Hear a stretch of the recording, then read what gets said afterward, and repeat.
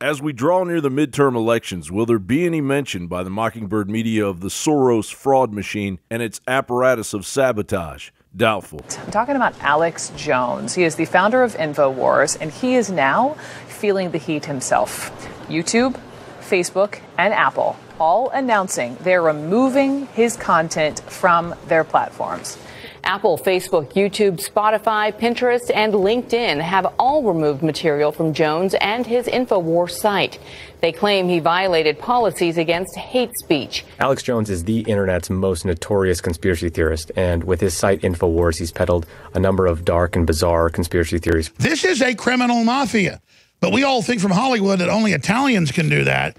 And so somehow we're blind to this. Trump's starting to act, Paul. And when I bragged about everybody being awake at the mall, I'm saying it's backfiring spectacularly. How do you expect this immovable object, unstoppable force of liberty versus tyranny? How is this going to collide? Because they're just going ahead with this, and they're acting very, very confident. And let me tell you, on the street, things aren't confident. Released in 2017, David Brock's classified documents representing the progressive groups Shareblue Media, Media Matters, Crew, and American Bridge uncovered a battle plan where corpracratic strings are pulled and fundamental free speech laws are crossed, and a ministry of truth emerges from the Soros network of nonprofits. A mission statement that basically says if you can't beat them, destroy them. America needs to know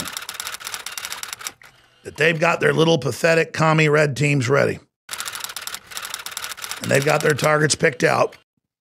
The sheriffs, the judges, the police chiefs, the patriots, the veterans, the talk show host, everybody. And everybody's going to be amazed when they come, when those cowards come. And it's going to hit in the middle of the night, and they're coming. And they're coming. And they're coming. They think they can really take down America. And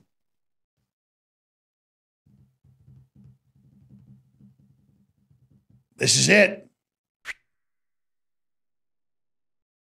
So people need to have their battle rifles and everything ready at their bedsides. And you got to be ready, because the media is so disciplined in their deception. Antifa attacked all these people at the White House, beat up reporters, beat up women, children, no coverage. I mean, they've got discipline, folks. Well, Alex Jones on Twitter posted this week what essentially is a video calling for people to get their battle rifles ready against the media, saying it's time to act, it's got to be done now, move criminally against people. Send a chill up my spine. How about yours?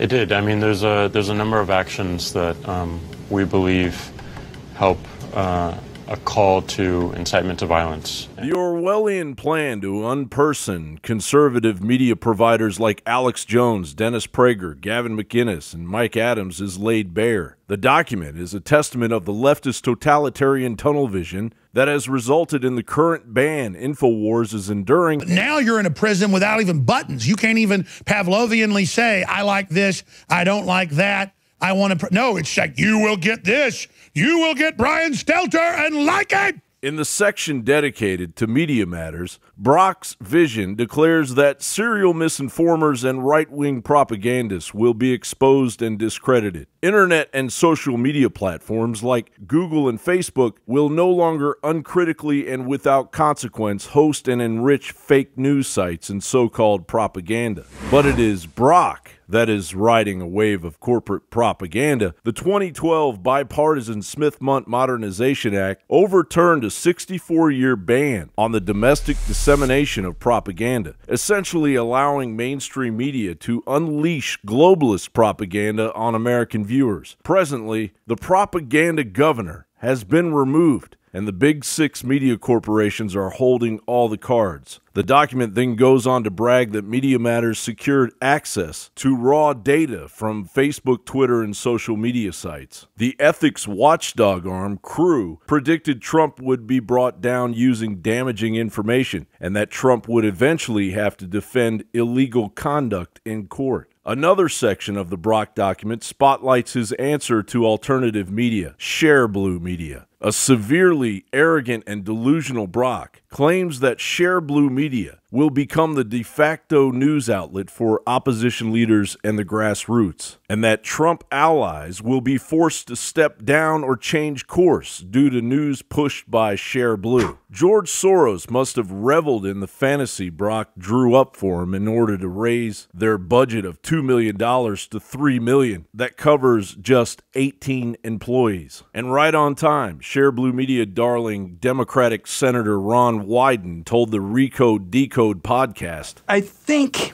what the Alex Jones case shows, we're going to really be looking at what the consequences are for just leaving common decency in the dust. Mm-hmm. Somebody who is a bad actor, somebody who really doesn't meet the decency principles that reflect our values. If that bad actor blows by the bounds of common decency, I think you got to have a way to make sure that stuff is taken down. With respect to Alex Jones, there are probably 1,000 accounts out there that are as bad as Alex Jones. Right, absolutely.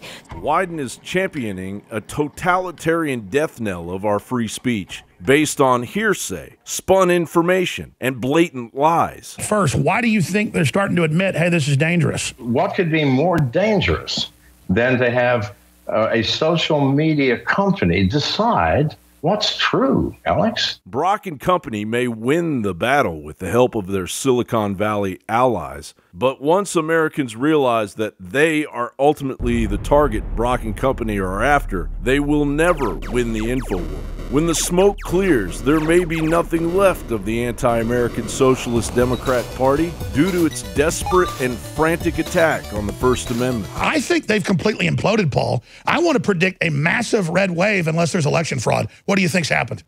And imagine if Trump suddenly one day just said, right, I'm shutting down my Twitter account, I'm moving over to Minds.com, for example. Then the media would all be forced to move over to Minds.com. Trump's haters would be forced to move over to Minds.com to respond to his posts. His supporters would as well, obviously.